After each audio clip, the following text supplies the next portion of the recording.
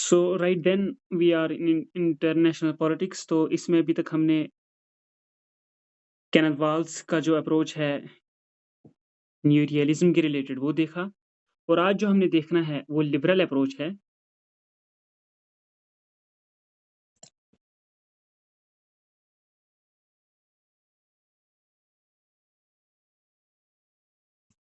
और liberal approach में हमने देखना है democratic peace theory.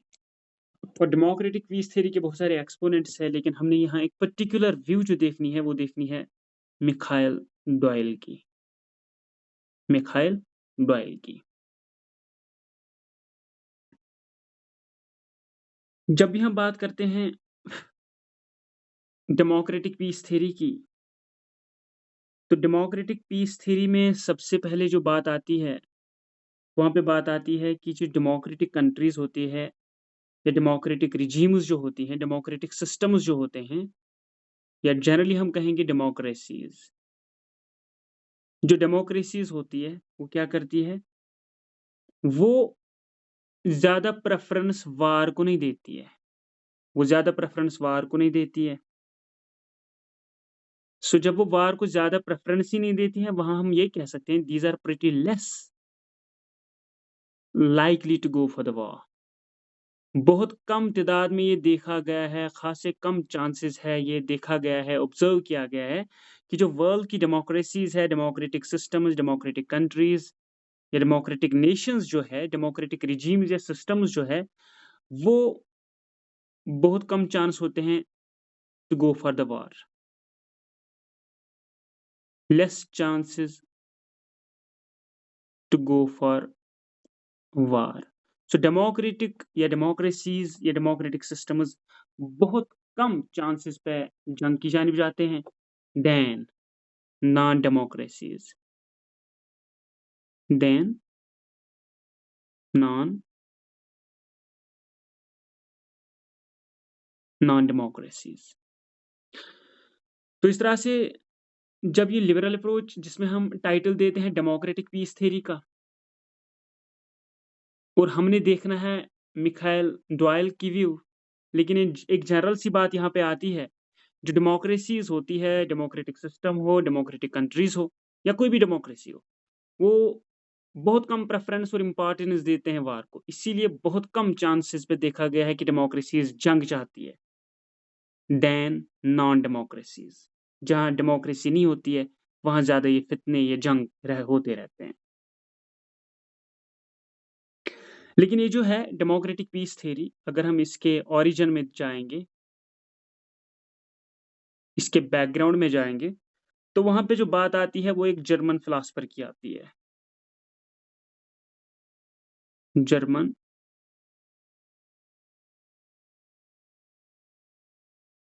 German philosopher. तो जिस जर्मन फिलॉसफर की बात होती है, उसका नाम है इमैनुअल कांट।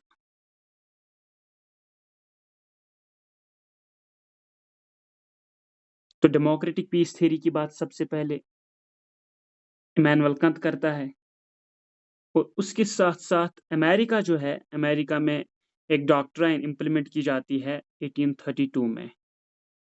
उस डॉक्ट्राइन का नाम है Monroe doctrine. Munro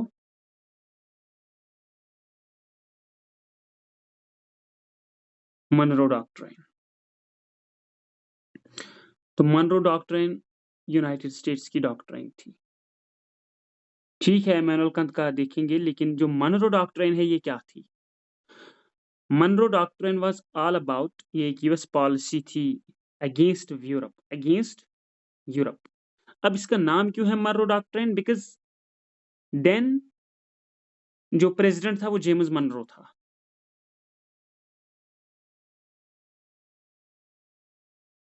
James Munro.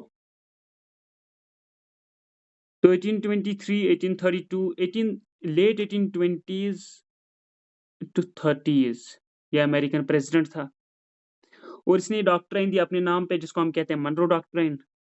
और इस डॉक्ट्राइन में क्या था? इसमें वार्निंग थी। ये वार्निंग किसके खिलाफ थी? ये वार्निंग थी यूरोपियन नेशंस के खिलाफ।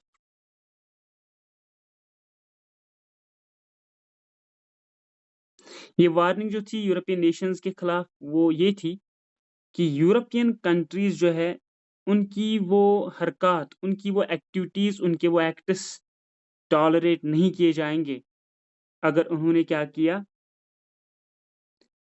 वेस्टर्न हेमिस्फीयर मतलब नॉर्थ अमेरिका या साउथ अमेरिका में अगर उन्होंने कॉलोनीज बनानी चाहिए, अगर उन्होंने किसी देश पे, किसी स्टेट, किसी प्रोविंस पे कब्जा किया नॉर्थ अमेरिका या साउथ अमेरिका में, तो वो टॉलरेट नहीं कर दिया जाएगा, उनको बखूबी उसका जवाब मिल जाएगा।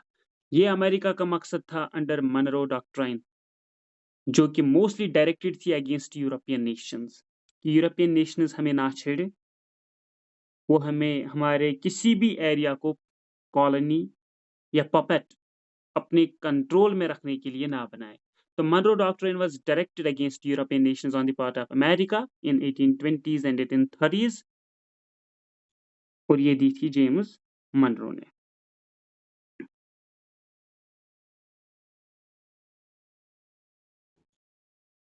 अब यहाँ पर जो हमने ये जो डेमोक्रेटिक पीस थ्योरी है, जब हम इसके बैकग्राउंड में जाते हैं तो दो नाम आते हैं। एक है इमैनुअल कंत, जो जर्मन फिलोसफर है, और जो दूसरा है वो है अमेरिकन मनरो डॉक्ट्राइन। लेकिन यहाँ पर जो हमने देखनी है वो देखनी है हमने मिखाइल डॉयल की view. But before going to Michael Doyle's view, let us see जो इमैनुअल कंत है, जिसने सबसे पहले डेमोक्रेटिक पीस थ्योरी के रिलेटेड बात की है, इमैनुअल कंत क्या कहता है। इमैनुअल कंत ने डेमोक्रेटिक पीस थ्योरी के बारे में जो बात की है वो उसने 18th सेंचुरी में की थी, इन 1795, और उसका टाइटल था परपेचुअल पीस, जहां पर इसने डेमोक्रेटिक पीस थ्योरी की बात की। Perpetual peace. और ये जो इसकी वर्क थी, इसका काम था, इसकी ये पब्लिकेशन थी इमैनुअल कंत की 1795 में, परपेचुअल पीस। इसमें वो क्या कहते हैं, इसमें ये आर्ग्यू करते हैं इमैनुअल कंत, ये कहता है जो नेशंस, जो भी कंट्रीज, जो भी सिस्टम्स क्या है, डेमोक्रेटिक। और डेमोक्रेटिक के लिए उन्होंने वर्ड इस्तेमाल किया था constitutional Republican governments, constitutional Republican governments.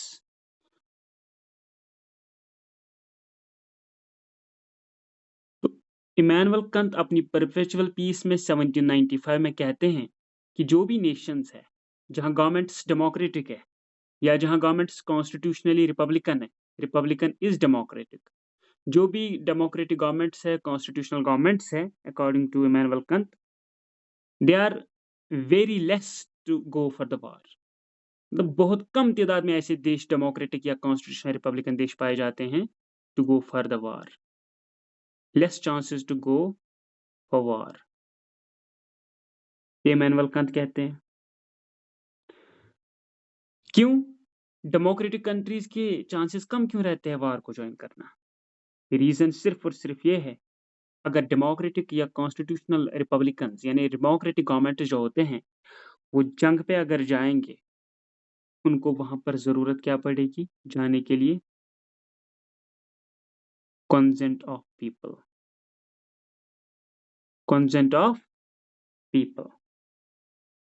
क्योंकि यहाँ पर इनको पता है अगर हम जंग पे गए तो यहाँ खतरा लोगों के लिए है, जंग लड़नी लोगों को है, इकोनॉमिकली ब्लॉकेड लोगों को होना है, रिपरकशंस लोगों को फेस करने हैं। That's why democratic countries, constitutional governments, Republican governments जो होते हैं वो बहुत कम तादाद में जंग के लिए तैयार होते हैं, क्योंकि उनको जंग के लिए लोगों का सपोर्ट चाहिए, लोगों का कंसेंट चाहिए। और इसके मुकाबले में जो मोनार्कीज होते हैं, ये मोनार्कीज कौन सी होती है? मोनार्कीज में या तो किंग होगा या क्वीन होगी, उनको हम कह सकते हैं ये डेमोक्रेटिक नहीं है, ये नॉन डेमोक्रेटिक है। अब इमैनुअल कांत के हिसाब से डेमोक्रेटिक नेशंस जंग पे कम तादाद में जाते हैं क्योंकि उनको लोगों की सपोर्ट की ज़रूरत होती है और लोग ज़्यादा वहाँ फेस करते हैं प्रॉब्लम्स, इसीलिए ये जंग पे नहीं जाते हैं। इसके मुकाबले में मोनार्कीज़ जो होते हैं, चाहे वो किंग हो या क्वीन हो, वो खुद डिसाइड करते हैं, यूनिलैटरली।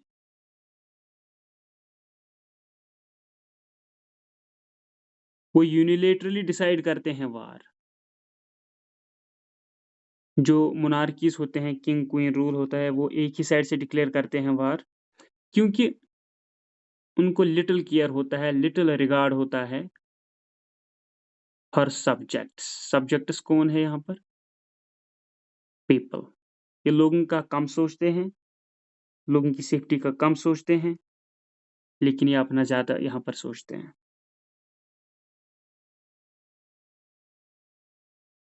इसीलिए ज़्यादा अगर लोगों का ख़्याल कहीं पे रहता है, तो वो डेमोक्रेटिक सिस्टम्स में रहता है। तभी इमैनुअल कांट कहता है कि जो डेमोक्रेटिक पीस थ्योरी है, उसमें हम ये देखते हैं जो नेशंस डेमोक्रेटिक या कॉन्स्टिट्यूशनल रिपब्लिकन्स होते हैं, वो बहुत कम तादाद में जंग के लिए जाते हैं क्योंकि वहाँ पर आपको लोगों की सपोर्ट की ज़रूरत होती है, लोगों के कंसेंट की ज़रूरत होती है, इसीलिए आप जंग पे नहीं जाते हो। लेकिन जितनी भी नॉन डेमोक्रेसीज़ है, चाहे वो मोनार्की हो, टायरेनी हो, एरिस्टोक्रेसी हो, वो कभी भी जंग पे जाते हैं क्योंकि उनको लिटिल केयर, लिटिल रिगार्ड होता है लोगों का, लिटिल रिगार्ड होता है लोगों का।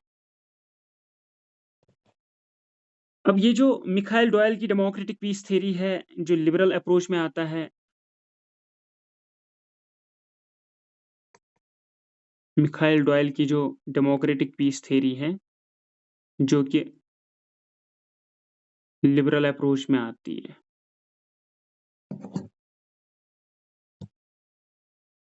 तो वहाँ पर जो ये मिखाइल डॉयल है, वो अपने कुछ असम्पशन्स देता है। वो कुछ अपने आइडियाज़ देता है या लिबरल पर्सपेक्टिव से जो आइडियाज़ आते हैं, डेमोक्रेटिक पीस थ्योरी के रिलेटेड, लिबरल पर्सपेक्टिव से पहला आइडिया आता है positivist view of human nature. Positivistic view of human nature.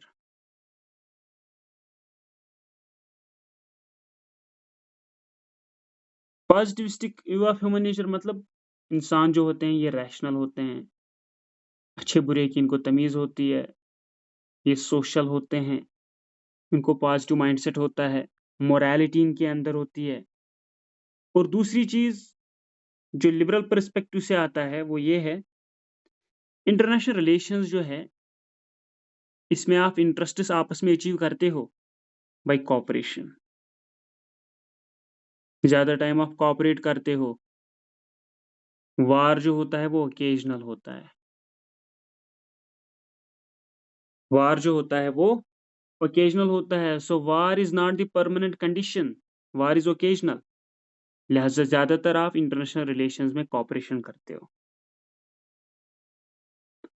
और तीसरा पॉइंट यहाँ पर आता है लिबरल पर्सपेक्टिव से इंटरनेशनल रिलेशंस में, आपने बिलीव करना है किसमें? Believe in progress. ये प्रोग्रेस कैसे होगी? जब आप इकोनॉमिक कोऑपरेशन करते हो, कल्चरल कोऑपरेशन करते हो, टेक्नोलॉजिकल कोऑपरेशन करते हो, एटसेट्रा।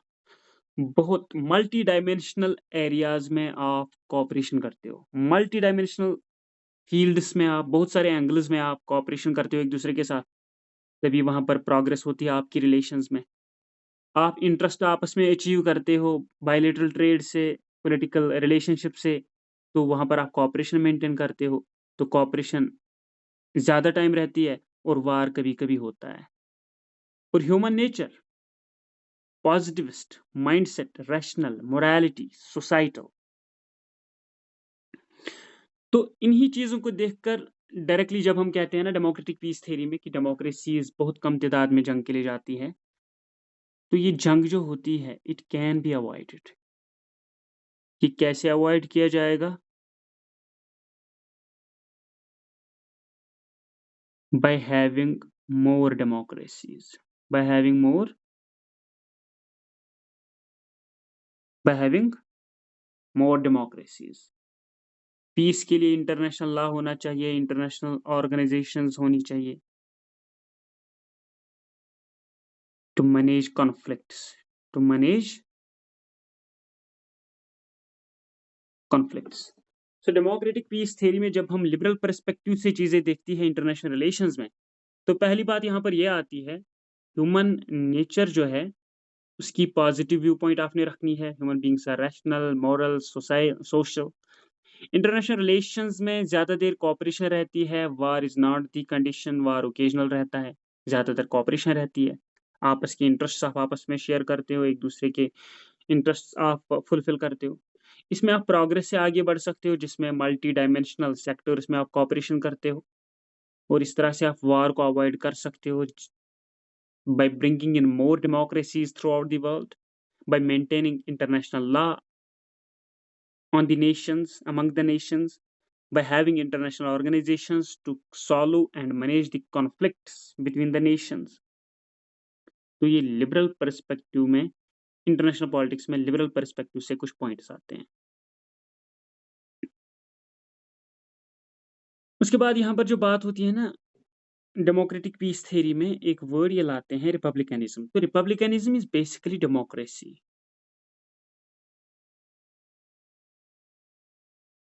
ये बेसिकली क्या होती है? ये बेसिकली डेमोक्रेसी होती है। और इसमें ये कहते हैं डेमोक्रेसीज फाइट नहीं करते हैं। जिस तरह हमने पहले भी सुना, democracies very less, rarely go for the, बहुत कम तादाद में वो जंग के लिए जाती हैं। तो ये डेमोक्रेसीज बहुत कम तादाद में जंग के लिए जाती है। डेमोक्रेटिक पीस थ्योरी में ये बात सबसे पहले किसने की? इमैनुअल कांत ने। और इमैनुअल कांत ने 1795 में की थी, 18th सेंचुरी में की थी। और इसने ऑब्जर्व क्या किया था? ऐसे ये क्यों कहने लगा कि डेमोक्रेसी बहुत कम तादाद में जंग के लिए जाती है? क्योंकि इसने ऑब्जर्व किया था। क्या ऑब्जर्व किया था? जो लोग हैं, लोगों के लिए इसने टर्म यूज की, men do not like war, men do not like war। वार में वायलेंस भी आती है। men do not like war और वायलेंस, और वो जंग तभी करते हैं, फाइट ओनली, किसके लिए? For self defence, self defence. तो ये वो पॉइंट है जो इमैनुअल कांत ने ऑब्जर्व किया था, कि जो लोग हैं वो जंग को पसंद नहीं करते हैं, वो वायलेंस को पसंद नहीं करते हैं। वो तभी फाइट करते हैं जब उनको अपना बचाव करना होगा, जब उनको अपना बचाव करना होगा। लेकिन दूसरी बात ये भी है, ये कहते हैं डेमोक्रेसी जंग के लिए कम जाती है, वो ज्यादा वार को प्रेफरेंस नहीं देते हैं, क्योंकि उनको जंग पसंद ही नहीं है। वो जंग नहीं करते हैं, बस अपना डिफेंस करते हैं, वो तब जाके वो उस टाइम फाइट करते हैं। लेकिन दूसरी बात ये भी है, अगर सारे नेशन, सारे एक्टर्स क्या होंगे? डेमोक्रेटिक, तो तब आपको ये सेल्फ डिफेंस के लिए भी फाइट की जरूरत नहीं होती है। सेल्फ डिफेंस के लिए भी फाइट की जरूरत नहीं होती है। और इमैनुअल कांत के इसी पॉइंट को आगे बढ़ाया किसने? मिखाइल डॉयल ने। मिखाइल डॉयल ने इसी पॉइंट को आगे बढ़ाया, और इसने इसको डेवलप किया अपनी बुक में। उसकी बुक का नाम है liberalism and international relations. Liberalism and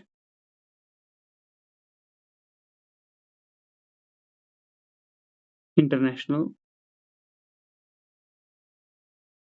relations.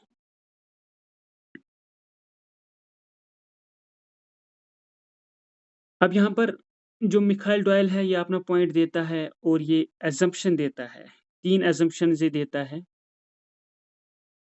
Mikhail dial. ये एजम्पशंस किसके अगेंस्ट देता है? क्वेश्चन क्या ये करता है? क्वेश्चन ये करता है, why do not democracies fight with each other?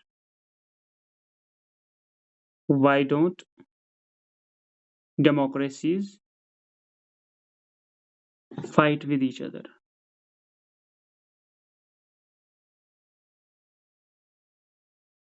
ये क्वेश्चन रखता है, और इस क्वेश्चन के लिए मिखाइल डॉयल जो है, ये कितनी एजम्पशंस देता है? 3 एजम्पशंस देता है। नंबर 1, ये कहता है जो नेशंस के बीच डोमेस्टिक पॉलिटिकल कल्चर है, डोमेस्टिक पॉलिटिकल कल्चर, ये किस पे बेस्ड है? Based on conflict resolution.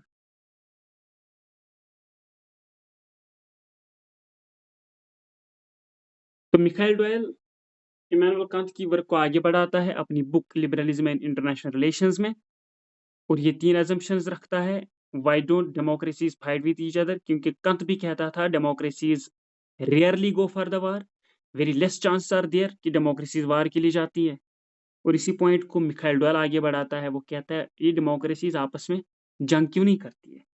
तो पहला पॉइंट वहां पर यह आता है, जो डोमेस्टिक पॉलिटिकल कल्चर है नेशंस के बीच, उसकी बुनियाद है कॉन्फ्लिक्ट रेजोल्यूशन। अगर आपके बीच कोई फितना होता है, आप उसको रिजॉल्व करने की कोशिश करते हैं, क्योंकि डेमोक्रेसीज एनकरेज करती है किसको? कॉन्फ्लिक्ट रेजोल्यूशन को, और कॉपरेशन को एनकरेज करती है, कॉपरेशन को एनकरेज करती है।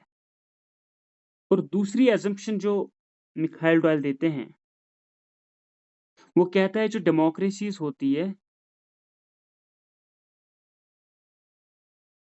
Democracies hold common moral values.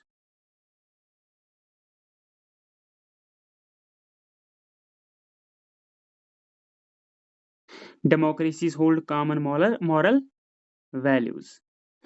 ये जो कॉमन मॉरल वैल्यूज की आप बात करते हो ना, अच्छा क्या है, बुरा क्या है, जस्टिस क्या है, इक्वालिटी क्या है, मोरालिटी क्या है, रैशनैलिटी क्या है, सोसाइटल क्या है, ये सारे आपके मॉरल वैल्यूज आते हैं। तो डेमोक्रेसीज जितनी भी है, इनके बीच कॉमन मॉरल वैल्यूज है। तो अगर इनके बीच कॉमन मॉरल वैल्यूज है, जो कि मिखाइल डॉयल कहता है, तो वहां पर इसी चीज को इमैनुअल कांत ने बोला था पैसिफिक यूनियन।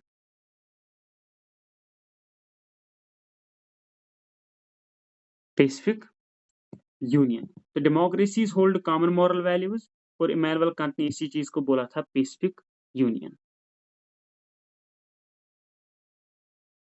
ये पैसिफिक यूनियन का मतलब है ये जोन ऑफ पीस होता है। डेमोक्रेसीज क्या है? Zone of peace. That means अगर यहाँ कॉन्फ्लिक्ट होता है, आप उसको हमेशा रिजॉल्व करने की कोशिश करते हैं। उसके बाद इमैनुअल कांत अपना तीसरा, ये जो है मिखाइल डॉयल अपनी तीसरी एजम्पशन वो देता है।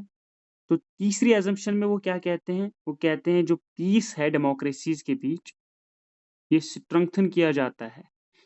Peace amongst democracies is strengthened।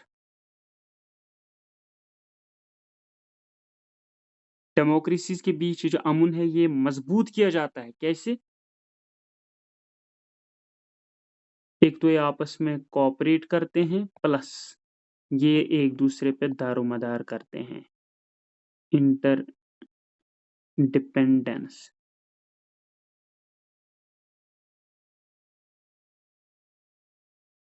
तो ये 3 assumptions देता है Mikhail dial.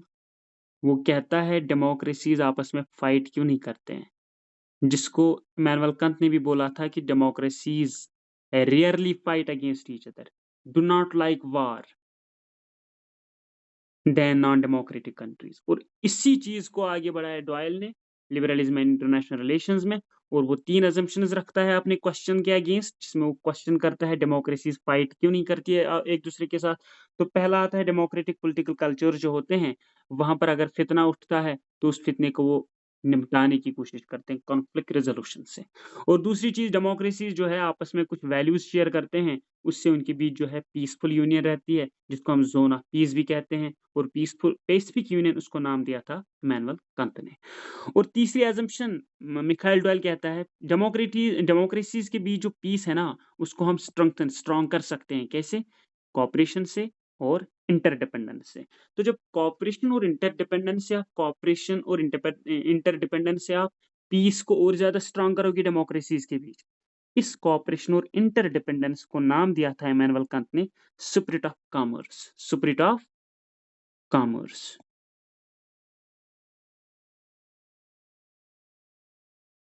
Spirit of commerce. ये कॉमर्स क्या आता है यहाँ पर? कॉमर्स में यहाँ पर ट्रेड आता है, इम्पोर्ट एक्सपोर्ट आता है, बिजनेसेस आते हैं, जिसमें हम इंटरडिपेंडेंस भी कहते हैं और कॉपरेशन भी कहते हैं।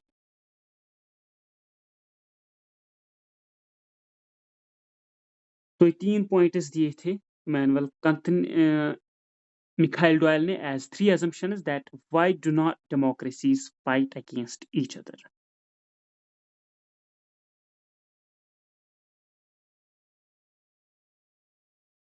उसके बाद जो ये मिखाइल डॉयल है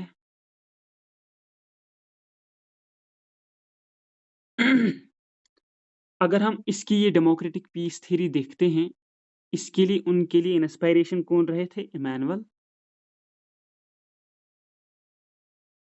कंत। तो इमैनुअल कंत ने इंस्पायर किया मिखाइल डॉयल को अपनी परपेचुअल पीस से, जो मैंने पहले ही बता दिया। अब इमैनुअल कंत ने ये जो मिखाइल डॉयल है, ठीक है, इमैनुअल कंत ने डेमोक्रेटिक पीस थ्योरी दी अपनी परपेचुअल पीस में, इसको आगे बढ़ाया अब मिखाइल डॉयल ने। तो मिखाइल डॉयल ने ये आगे बढ़ाई अपनी book liberalism and international relations में, या उसको हम कहते हैं लिबरलिज्म एंड वर्ल्ड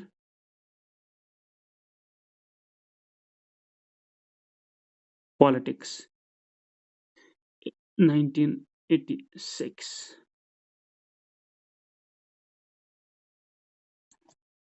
ये मिखाइल डॉयल की एक बुक है।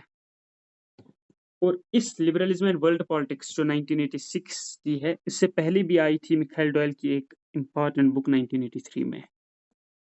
1983 में उसका नाम है, वो इमैनुअल कंत के रिलेटेड है, क्योंकि इमैनुअल कंत मिखाइल डॉयल के लिए इंस्पायरेशन रहे हैं डेमोक्रेटिक पीस थ्योरी के लिए। उस बुक का टाइटल है कंत, लिबरल लेगेसीज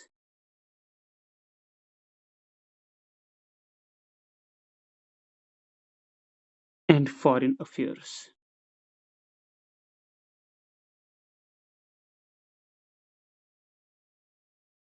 और ये बुक आई थी 1983 में, ये भी मिखाइल डॉयल की है।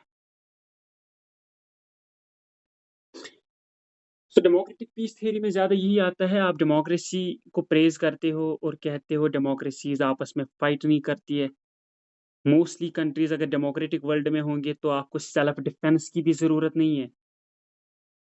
और अगर डेमोक्रेटिक कंट्रीज़ कहीं पे फाइट करती है, तो वो कभी-कभार होती है नॉन डेमोक्रेटिक कंट्रीज़ के साथ, या ज़्यादातर यही नॉन डेमोक्रेटिक कंट्रीज़ आपस में लड़ती-झगड़ती है। तो इसीलिए जो डेमोक्रेसीज़ है वो जंग के लिए नहीं जाती है।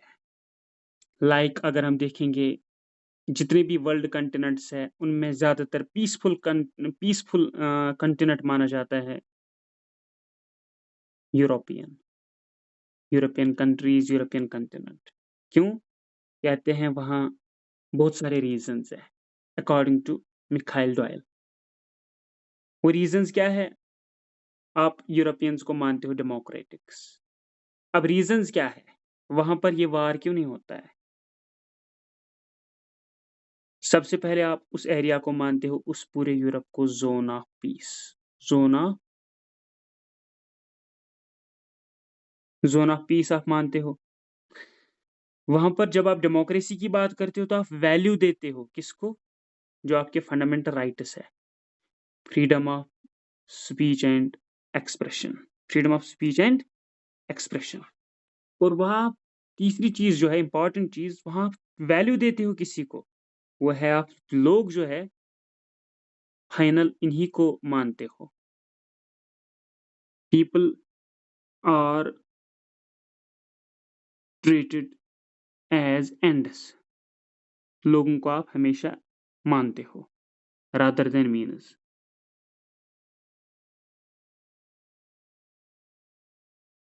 मीन्स वो होते हैं जिनको आप यूज़ करते हो, ख़त्म कर देते हो और एंड्स अचीव करते हो।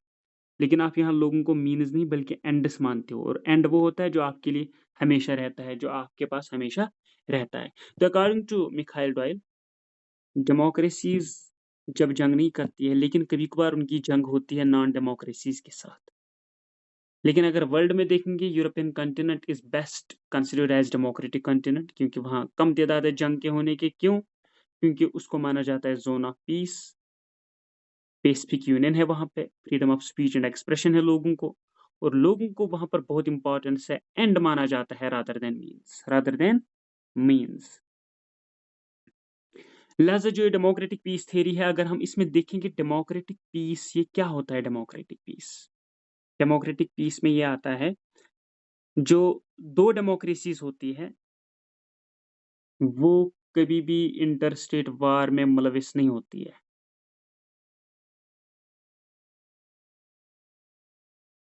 डेमोक्रेसीज़ कभी भी इंटर स्टेट वार में मुलविस नहीं होती है।